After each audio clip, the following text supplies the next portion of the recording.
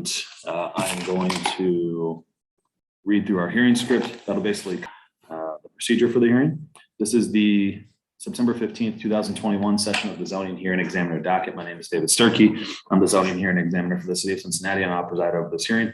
The case before us today is case number ZH20210125.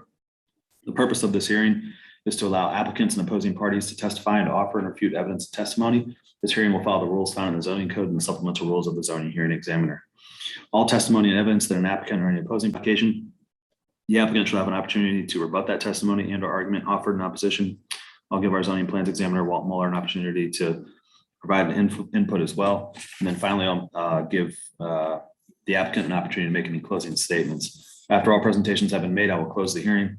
Decisions may be expected within 2 weeks. I may limit or exclude testimony that I deem irrelevant or outside the scope of the application being considered. I may interrupt any speaker to ask questions or to make any comments. I may also refuse to consider hearsay testimony or documents. That generally means evidence you want to introduce that consists of statements made by someone who is not present at this hearing. In the event of any technical difficulties or unforeseen circumstances with the video conferencing technology, I may continue or postpone this hearing at my discretion. We'll do our best to troubleshoot any technical issues on the fly, but to the extent we can't meaningfully go forward, I may continue this hearing. Last thing I need to do is just swear everybody in. So if you guys could take yourselves off mute, raise your right hand. I need everyone to answer out loud. Do you solemnly swear the testimony you shall give will be the truth, the whole truth, and nothing but the truth? I do. Okay, great. Yeah, sorry, Mr. Kulkarni, I'm not sure what happened there with those links. I know that the Daniel Souter showed up for the 9 a.m. meeting. So I think somehow the links got combined, or maybe Cassandra sent out the same link. I'm not really sure why that happened, but glad we were able to reach you. Before we get started, just wanted to make sure that you're not actually moving in the car. No, I'm in the parking lot. Okay, great.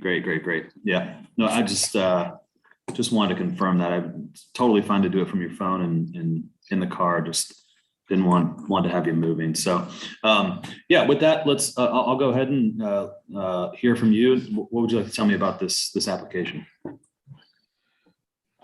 No, I appreciate it, and thank you for the opportunity to come in front of you guys to present our case.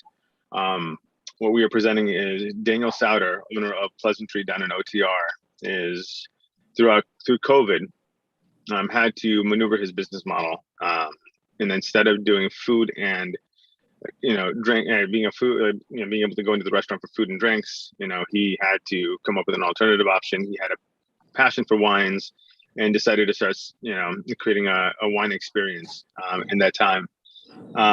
And did so successfully to the point where once we came out of the last few months, Pleasantry OTR has opened back up, and he wanted to continue the wine experience as he had developed it in a new location. He thought Walnut Hills would be a great spot for it, and we definitely agree. So he's looking to open up a wine bar in Walnut Hills, and that he is permitted to do. However, he wanted to also sell wines in addition to, for people to be able to take home and once they come in, drink, experience, he wanted them to be able to take that experience back with them. Now, the zoning code does not permit for wine sales directly without the use of without obtaining a variance, which is why we are here today. We have support from both the business group as well as the area council on the business. I presented you with a letter from the business group. I'm not 100% sure if the area council ever got around to sending theirs in, but that has been approved, and if need be, we can validate that through the minutes. But all in all, we are sitting on the main business district inside of McMillan. We are in an area of restaurants, eateries, and drinkeries all throughout the corridor. This definitely fits into the what I believe is the intent of what we're trying to accomplish, especially given the fact that we are inside of an entertainment district that was defined by the area council and the RF back when they were trying to get growth into the neighborhood. So we're inside of an entertainment district. We are inside the business corridor. We're surrounded by eateries and drinkeries. It is a storefront facing facing Macmillan. And I think the intent of what happened when the form-based code was created in this situation, a lot of these neighborhoods that adopted the form-based code had wanted it structured in such a way that they didn't have just pop-up liquor stores coming up all over the place and just selling, just becoming just having the the pony cakes and liquor stores on every corner.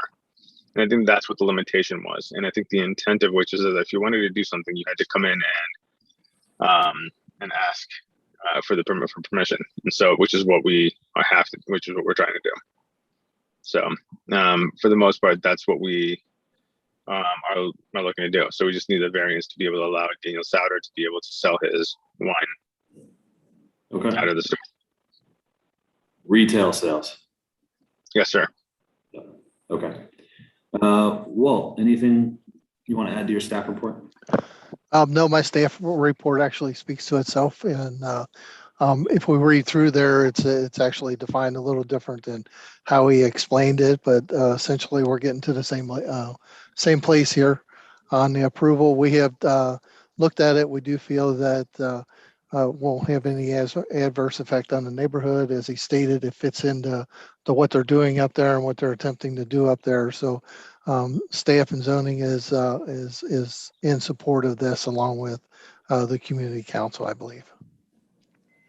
Okay. All right.